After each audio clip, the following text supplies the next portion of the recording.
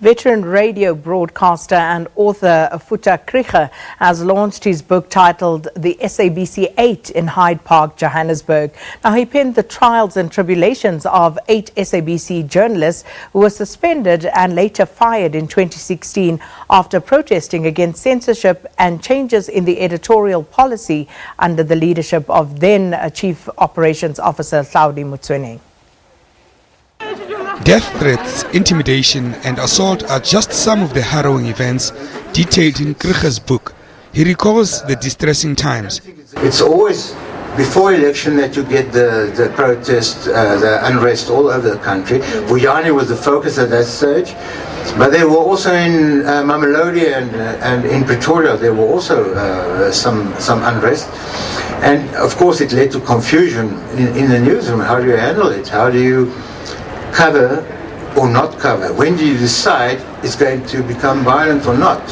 Do you send your cameras out, and if it becomes violent, do you bring them back? And the thing about the court case, what's interesting about it is that after our initial suspension and sort of abortive disciplinary hearing, and our march to Constitutional Hill, we had a dilemma because we knew they were going to fire us. Yes. And the next step is to the CCMA. Now I know a lot of our colleagues followed that route, and it can take up to 2 years for you to be reinstated. He also pays tribute to the late colleague, Suna Venter, who died from a stress-related heart condition after the ordeal.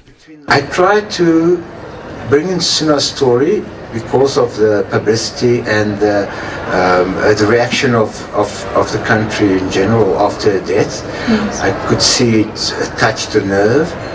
2 other members of the SABC 8 were also present at the launch. I hate to admit it, but I haven't read the book. And that's because I'm still conditioning myself to go back to that place, because it has taken all of us a lot to recover from the events of 2016, and in fact for most of us we haven't completely healed.